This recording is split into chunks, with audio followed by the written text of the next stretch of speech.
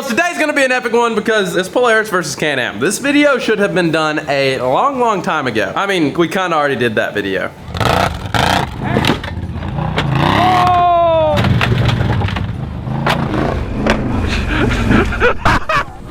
Confetti cannons are sick. But that one was a high lifter. This one is actually a Sportsman, so it actually is super nice. This is the most high-end Polaris four-wheeler on the market. It's the Sportsman XP1000S, brand spanking new. But we also have my Can-Am Outlander 1000 XXC. This bad girl is a 2023. I mean, it's brand new too. Let's see how many hours is on this one. And we're talking 5 hours, brand new. But we actually set this one up for mudding, so we're gonna have to put the stock tires back on it. Christian is grabbing those now. So these little lightweight tires, these things really make this four-wheeler rip, because once you put these heavy Assassinator tires on it, it does slow the power down. But those tires right there will be more equivalent to these tires on the Polaris to make it more fair. Now in this bike, we do have a clutch kit and a tune installed, but that is it. And a lot of people are gonna say, well, that makes it not a fair match, but honestly, once we put these small tires back on it, I don't know what's it gonna do. It actually might hurt it. Being that's clutched for heavier tires, it might just rev these tires out. I'll honestly be able to tell you how close it is to stock once we get on it and test it out and see what it's like. As of the Polaris, it is bone stock. We've had this thing officially for 24 hours, and you guys absolutely destroyed the video of buying this four-wheeler, so we're gonna bring some content with it. So some of the differences in these four-wheelers are actually suspension, and this Polaris is very unique, and this is the S model. I don't know what the S stands for, okay? I didn't do no research. We're just doing this off the hip. This ain't a scientific video, but we're gonna tell you which one's better. The suspension on this thing makes it super wide, so we are sitting at 54 inches wide, where on the Can-Am, I mean, we're only 47. This is 6 inches more narrow. 3 inches on each side, more narrow than that bike, but the suspension on that is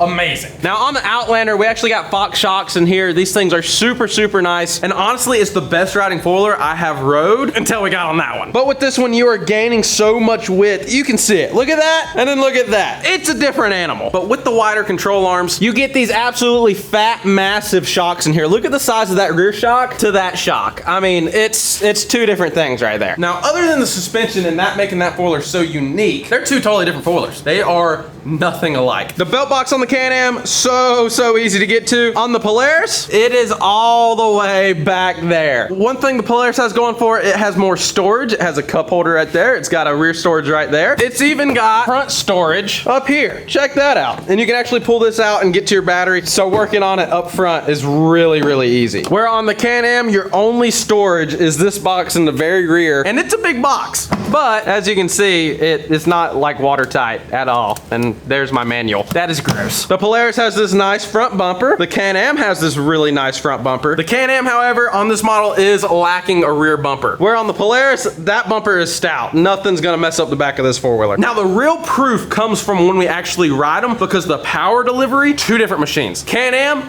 instant torque. Polaris, it kind of got to build up a lot of power. I don't know what's going to win in the drag race today. Has a lot of power, but the Can-Am is super instant. And with that being said, we're really going to find out once we ride these two machines what we like better. So let's go ahead. Let's rip these tires off. We got to put the stocks back on this Outlander, and then we're going to get to go for a rip.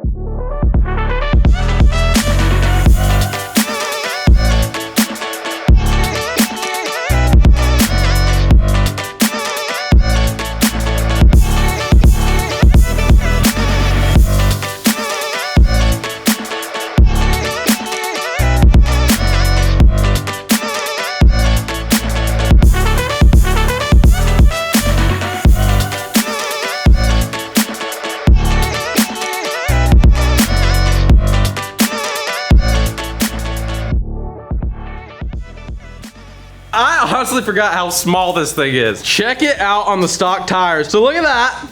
And then look at that. That four-wheeler is ginormous. The Polaris is huge compared to the Outlander. Can I remeasure? Yeah, measure it. I mean, it should be relatively close to the same, but these tires are definitely more inset. Yeah, I mean, you're right there at the 46. Yeah, it shrunk down. Oh, actually, big time. It was 48 before, so it's 46 now. So we lost 2 inches. Yeah, I lost 2 inches. But honestly, I think in a drag race, the Can-Am has it over the Polaris. And one thing I know about Polaris and Can-Am, you can easily get more power out of these bikes versus the Polaris. Polaris, you're gonna be spending some money if you really want to toot them up. Now, looks-wise, what are you going for, Christian? I think the Polaris looks better. Yeah? The Can-Am with the snorkel gives me like a rhinoceros vibe. Well, let's just say there wasn't a snorkel, because it doesn't come with a snorkel. Okay, fair enough. I think I'm going Polaris. Really? Yeah, I think I'm going Polaris. Now, I ain't gonna lie. I think this Polaris looks better than the Can-Am. Yeah. I really do. This Polaris just looks badass and mean. I'm giving the Polaris the dub on that one. Honestly, this is a badass, cool four-wheeler. It's the GNCC four-wheeler that Can-Am came out with. It's the XXC model. It's got this dope front bumper. I mean, it is cool. It is no doubt a cool unit, but that is pretty sick. I mean, that thing looks like it's here for business. It's the aggressive stance. Yeah. How wide it is, and then just like the angles that they have going. Yeah. Looks so good. It really does. Turn on the headlights. Holy bud. That is sweet. So their headlight system is nice. Then we got Can-Am, which they actually got new headlights, but I mean, pretty basic, man. As of right now, I think performance gonna be the Can-Am, but we about to go find out. So let's throw on the helmets and let's rip these things. Dude, I'm telling you, I just think the Polaris looks better. Now, I hate saying that because Can-Am makes a really good looking four-wheeler. That Polaris got it going on, man. It's sharp. I'm gonna hop on the Outlander first. I'm excited to ride this. That is fast, but it's not dangerous. This can be dangerous. Because it's got so much bottom in. Bro, this thing is honestly dangerous, even completely stock in sport mode. That bike, even in sport mode, it's not dangerous, but it is quick. If you put it in sport mode, will it stay in sport mode if you turn it off, or do you have to put it back in every time? It's literally a switch. Look on the display. It's straight up a switch. You gotta turn it every single time. Yeah, this one I got turned on sport mode every single time. But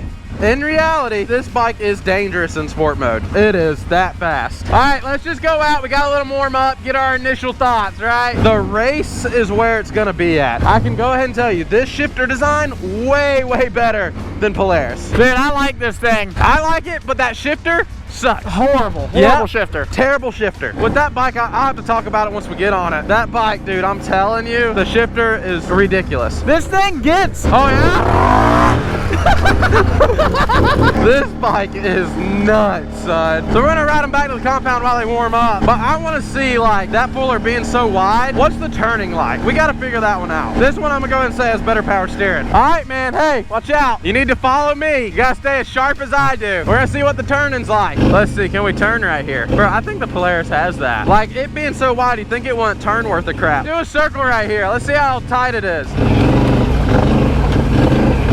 It's just as tight. You didn't lose any steering going to that wide suspension. Dude, one thing that I'm wondering is, with it being so wide, is it less likely to roll since it has a wider stance? You could be running 50 miles an hour and hold a harder turn on that than you could this. Dude, this bike is freaking nuts, the power it makes though. I'm going to tell you that Polaris is going to do that smoother. Woo! Oh yeah, bud. Woo! I had to hit it. I couldn't take it no longer. We gotta go race. I might have to hop on the Polaris. I'm gonna ride this around for a second. I'm gonna hop on the Polaris and see the power difference. But this thing is nuts, bro. The power delivery is crazy compared to the Polaris. And I will go ahead and say, the brakes on the Can-Am are better. Can you turn down the power steering on this? I don't know. Why? Is it too much? It's so loose. Like, when you go fast, bro, and it's so easy to turn, you feel sketchy a little bit. I think it's probably fine, but I'm sure you can turn the power steering down. I mean, I like a high power steering. Holy. Yeah, look at this bump. Oh, we're in low. Holy shit, I'm doing 40 in low. That's not good for the bike. Put that thing back in high. Oh shit. Oh my gosh. Dude, I'm telling you, the power is nuts. This thing's an animal. Dude, I'm telling you, bro. That thing is dangerous. With these tires, bro, scary. Sport mode, the normal stock tires, it is an animal. But this one was really quick on its 15 to like 60. It just doesn't have the bottom end. No. Could you do clutches on that? Yes, you could. You think that would help it? Probably, but honestly, not enough for it to like be anything like that. I don't know, man. The suspension's really cool on this, and that is like the big driving thing making this super badass. But that bike, the power, the brakes on that are so much better. Way better, yeah. Way better. The power delivery and everything's better. The shifter's better, but I would say the suspension definitely is better on this, but just wide. The one thing that's nice about the Polaris shifter versus this is that you always have to fight this one sometimes. That one you don't have to fight it. I feel like I fight this one more. Really? Yeah. I haven't had to fight that one yet. Really? Yeah. Huh. Yeah, I'm always like trying to get it in the right gear and freaking, it's just, I hate it. This one, I'm doing this number right here trying to f***ing get it in. Yeah, I don't seem to have that issue. That's funny. All right, let's run a lap around the track. We're gonna run a lap around the track and then go race. Let's see here. Big air. Woo! He's got to be careful, dude. He's gonna overjump the dog shit out of that bike. Honestly, should have took it out of sport mode for him. I would also say the ergonomics probably go to the Can-Am in terms of like racing and doing that kind of stuff, where the Polaris is just more comfortable when it comes to riding around. Woo! Shit! See, Christian. Ah, yeah, bud. Honestly, like, I'd probably have to say that this four-wheeler is gonna be more of a, like, super nice farm rig. Your average Joe is gonna take this four-wheeler out and it's gonna be an amazing four-wheeler. Woo! Yes, sir. But in terms of like a race unit, I feel like the Can-Am's got it, dude.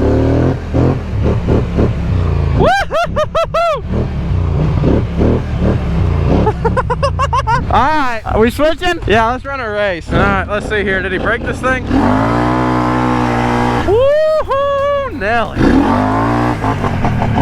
Woohoo. Dude, this thing is an animal. I think I got him, bro. I honestly do. The two baddest four-wheelers on the market, Polaris 1000 XP Sportsman S, 2023 Can-Am Outlander 1000 XXC. Let's get it. All right, you ready? 1, 2, 3.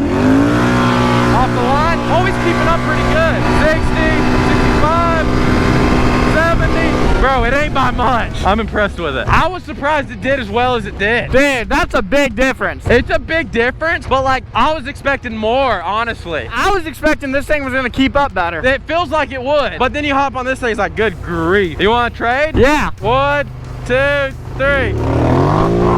He let off the throttle. See if he comes back from it. Yeah, he's coming back. Holy shit. I gotta let off the gas, get in my lane. Yeah, he got me, 100%. He literally pulled through on me. That four-wheeler is probably the fastest four-wheeler you can buy on the market. See how it holds up?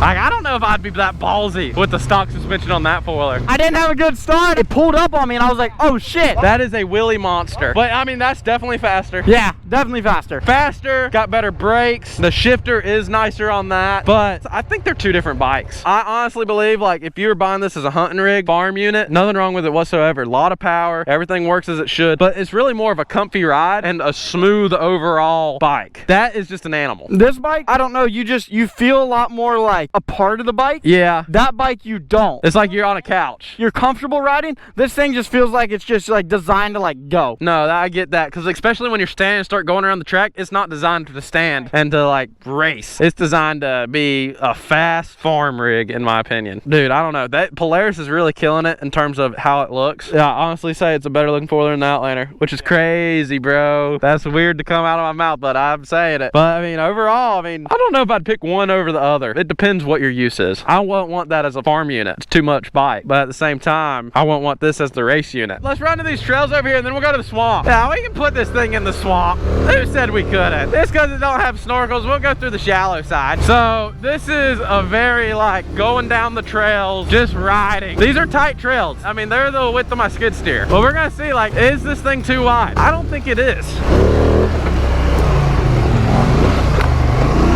That little like hill section we just went through, this thing did it way better than that Outlander would. Granted, this thing is wide. I mean, it's still cooking down through here.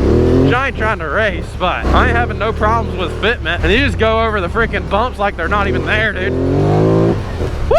Dude, this thing, it being that shorter, tight, like for trails, bro, you can just nimble. More nimbles in the trail? Yeah, it was nice. Really? Okay. Again, I think it goes back to that like farm use idea. What's your purpose for it? Because like that was no problem for this, but I mean, I also wasn't trying to race through there. But in terms of just being comfortable, dude's cupped up there, bud. Let's go to the swamp. I want to put it in the swamp. I can't help it. We're gonna do it. But like turning like this right here, I'm like turning.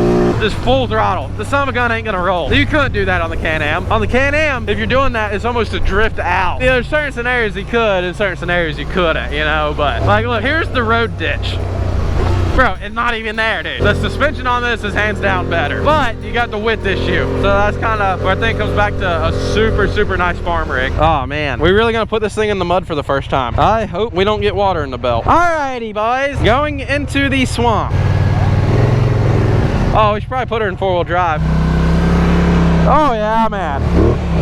See you digging. Does that have diff lock? It should have the Polaris lock. It's more of a true diff lock, but it's still limited slip kind of ordeal, I believe. But they do have a better diff lock system over the Visco lock, which that one's Visco. So this one would have a better diff lock in it. Polaris definitely has a better diff lock. Until Can-Am came out with where this is a true diff lock. That bike's not though, which is sad. But they should be putting it on all their bikes. I do not see why they wouldn't. I thought that bike came with diff lock, but it didn't. I mean, this thing just crawls right through.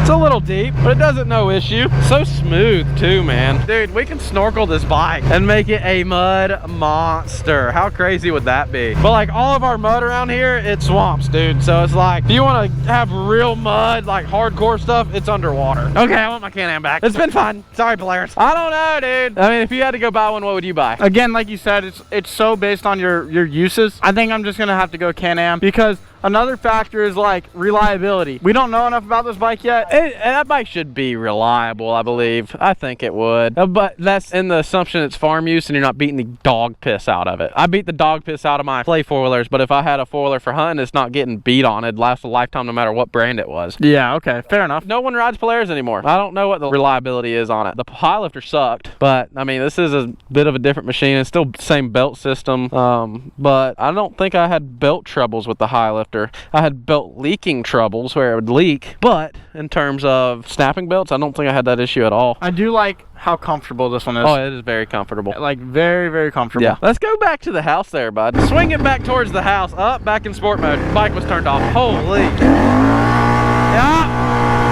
This one's an animal. There you go. There you go, Bobo. There you go. This thing's a beast. Oh, me oh my, boys, me oh my. I don't know, man. I definitely see the Polaris. It has its place. But at the same time, the Outlander is a different breed. Well, guys, I honestly believe Polaris has came up with a great four-wheeler. That thing's awesome. Can-Am, the power racing department, I'd say, wipes it every time. Can-Am's just got it going on, dude. I'm talking about a race unit is a race unit. The Polaris, honestly, man, I'm thinking hands down, awesome farm rig. In terms of a mudding rig, so on and so forth, I don't think I could get behind it. I would not use it for that purpose. I think Can-Am has taken over and owns the mud market, and I don't see that changing for a very, very long time. But the Polaris, it's a good four-wheeler. It's just not Can-Am. I mean, you guys seen how hard this thing ripped versus the Polaris. Polaris, extremely smooth and comfortable. Can-Am, race ready. Now, we're definitely gonna have more content coming with the Polaris. You guys absolutely killed the video of us buying it. But I don't know, guys, a little build series on it. It's like, I don't know if I'd want to turn it into a mud bike, but we could. So put it down in the comments. What do you guys want to see? The video of us buying the Polaris, I said I'd buy 2 jet skis if that video hit 50K likes. I don't know how the it happened, okay? Dude, it smacked it overnight. 50,000 likes is a lot. Overnight. Overnight. Y'all want to see some jet ski content. So, I guess we're buying jet skis. I am broke right now. We gotta wait on a paycheck, but then we go get some jet skis, all right? I know. I said I would go and buy them the day the video hit 50,000 likes. And it definitely hit 50,000 likes, but I wasn't accounting for that one taking all my money. So 100,000 likes on this video. What's today's day? I should be getting a check in like a week, so then we can go get the jet skis. Okay. I guess I'm gonna go ahead and call Austin and make sure that green one's there. If the green one's not there, I'm probably not gonna buy them. Sorry guys, but the green one's there. We're getting 2, so I'm gonna call that, get a down payment on that jet ski. Guys, if you would, smash the thumbs up on this video, like and subscribe, and we'll catch y'all on the next one.